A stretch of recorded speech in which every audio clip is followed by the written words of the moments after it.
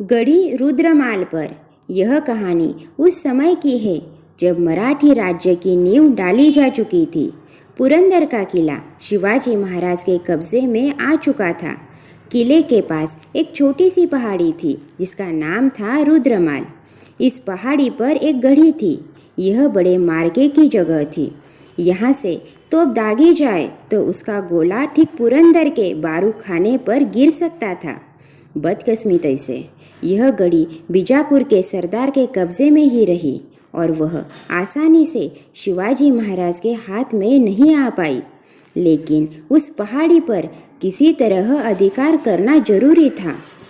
एक बार शिवाजी महाराज के छोटी सी फौज लेकर गढ़ी को घेर लिया, लेकिन किलेदार बड़ा अनुभवी योद्धा था। उसकी सेना में बड़े दिलेर सिपाही थे। गढ़ी पर दिन रात कड़ा पहरा रहता था और किलेदार खुद हर आदमी पर कड़ी निगरानी रखता था। गढ़ी में रसद की कोई कमी नहीं थी, इसलिए शिवाजी महाराज की एक न चली। तब शिवाजी महाराज ने दूसरी तरकीब ढूंढ निकाली। अपने सरदार से सलाह मशवरा करने के बाद उन्होंने छावनी में घोषणा कराई कि कोंकण में जरूरी काम होने के कारण घेरा उठाकर कल सुबह यहाँ से रवाना होना है। यह खबर गढ़ी में भी पहुँच गई। शाम को करीब 6 बजे शिवाजी महाराज ने अपने मावला सिपाहियों को इकट्ठा किया और आवश्यक आदेश दिए।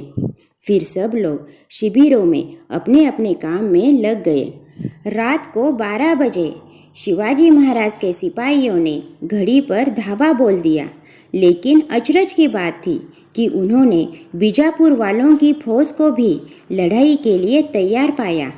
वह सोच विचार करने का समय न था। अब वे लौट भी तो नहीं सकते थे। ख्याल था कि अपने सिपाहियों को कोई खतरा नहीं, लेकिन 50-60 सिपाही खेत रहे। आखिर घमासान लड़ाई के बाद गढ़ी हाथ आई और किलेदार पकड़ा गया। दूसरे दिन किलेदार को कैद की हालत में शिवाजी महाराज के सामने लाया गया। उन्होंने फौरन उठकर उसके बंधन खोल दिए और उसे अपने पास बुलाया। वीर ही वीर की कद्र करना जानता है। शिवाजी महाराज बोले, आप सच्चे वीर हैं। आपकी बहादुरी देखकर मैं दंग रह गया। आपने जिस मुस्तैदी से किले की हिफाजत की वह सचमुच सराहनीय है। मैं आप जैसे वीरों की हत्या करने का पाप मोल लेना नहीं चाहता।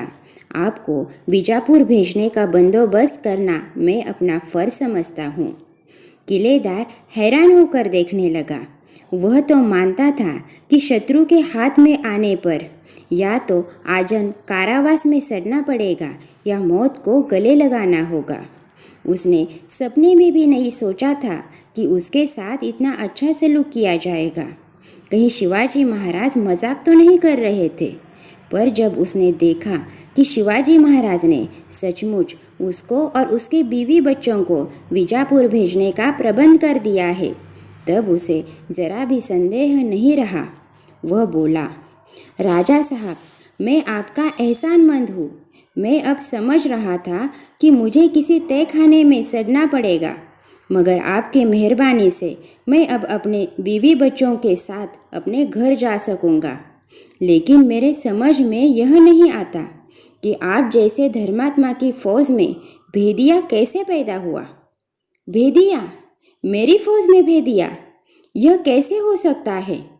चौंक कर शिवाजी महाराज बोले, जी हाँ राजा साहब, अगर आपकी फौज में कोई भेदिया न होता तो हम कैसे जान पाते कि आप रात को 12 बजे किले पर हमला करने वाले हैं और कोंकण जाने की बात सिर्फ हमें धोखे में डालने के लिए फैलाई गई है।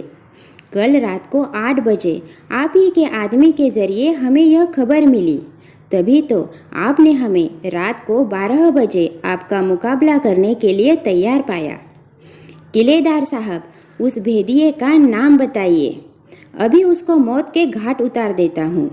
शिवाजी महाराज की आंखों से अंगार बरसने लगे। माफ़ कीजिए राजा साहब, किलेदार ने कहा, मैं उसका नाम नहीं बता सकता।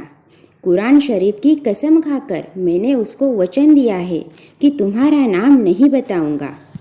शिवाजी महाराज सोच में पड़ गए। भेदिए का कैसे पता चले? एक भेदिया स्वराज्य की इमारत को समूल नष्ट कर सकता है। इस चिंता ने उन्हें परेशान कर दिया। यह खबर कि अपनी फौज में कोई भेदिया है पूरी गढ़ी में फैल गई। सब लोग आश्चर्य करने लगे कि आखिर भेदिया कौन है। मावलों के सरदार रंभाजी ने इस बात को भयंकर कलंक समझा, लेकिन भेदिए का कुछ पता न चला। उसने कुछ क्षण विचार किया और कुछ निश्चय करके वह शिवाजी महाराज के सामने हाथ जोड़कर खड़ा हो गया और बोला, सरकार, आज तक आपके सामने कभी हाथ नहीं फैलाया। आज एक इनाम मांगना चाहता हूँ। मांगने की आज्ञा दीजिए। रंभाजी, प्रार्थना क्यों करते हो? यह सारा राज तुम्ही लोगों का है, मेरा थोड़े ही है। चाहे जो मांग लो। हम लोग अब कोई 250 सिपाही है। हमारी प्रार्थना है कि हमें अपनी तलवार से कत्ल कर दीजिए। रंभाजी बोला, तुम पागल तो नहीं हुए रंभाजी? यह क्या कह रहे हो? नहीं सरकार, मैं देख रहा हूँ आप चिंता के मारे परेशान हैं कि अपनी फौज में भेदिया कैसे निकल आया। मुझे विश्वास है कि आपका निर्णय हम 300 सिपाहियों के सिवा और किसी को मालूम न था। हम में से 50 तो परलोक सिधार चुके हैं। भेदिए का पता लगाने की कोशिश कर रहा हूँ, लेकिन वह नहीं मिलता। हमको स्वराज्य की रक्षा के लिए भेदिए को खत्म करना चाहिए। वह हमें ही छुपा है, इसलिए सबका कत्ल कर दीजिए। यह कैसे हो सकता है? एक आदमी के पाप के लिए 249 को मौत के घाट उतारना कितना बड़ा अन्याय होगा।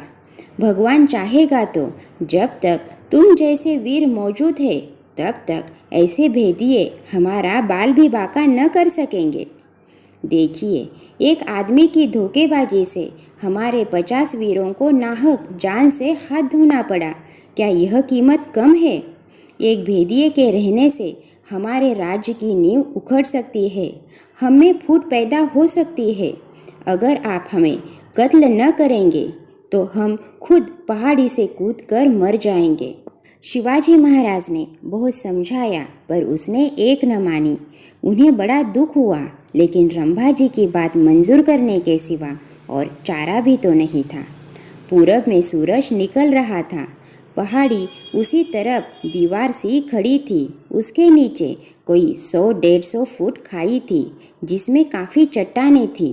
उस पर गिरकर कोई जिंदा नहीं रह सकता था। एक एक करके 250 सुरमा मावला सिपाही अपने खून से स्वातंत्र्य सूर्य को रक्तांजलि अर्पित करने के लिए एक कतार में खड़े हो गए। पास ही शिवाजी महाराज व्याकुल होकर खड़े थे और इनके पीछे किलेदार आश्चर्य से यह सब देख रहा था। पहला सिपाही शिवाजी महाराज के सामने से गुजरा और पहाड़ी की चोटी पर खड़ा होकर कूद पड़ा। दूसरा सिपाही आया, शिवाजी महाराज को प्रणाम करके कूद पड़ा। 1, 2, 3, 4, 5, 6 इस तरह एक एक सिपाही स्वराज्य की वेदी पर अपना बलिदान दे रहा था।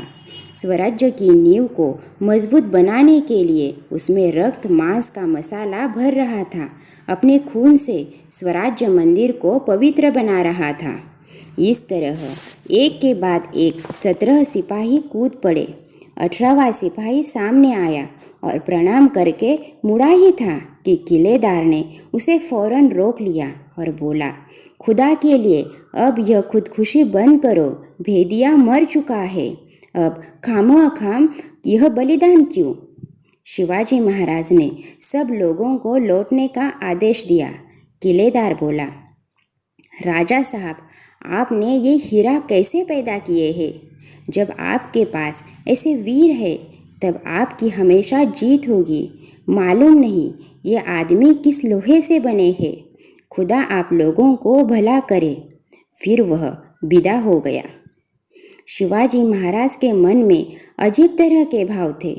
एक तरफ स्वराज्य के प्रति सिपाहियों का असीम प्रेम देखकर उन्हें अत्यधिक आनंद भी हो रहा था, तो दूसरी तरफ ऐसे शूरवीर सिपाहियों को चल बसने पर अपरिमित दुख। बहुत विचार करके उन्होंने 7 दिन का उपवास किया। फिर वे उन 17 वीरों के गांव में गए, उनके रिश्तेदारों से मिले।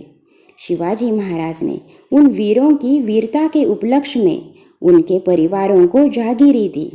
तब शिवाजी महाराज के मन को शांति मिली।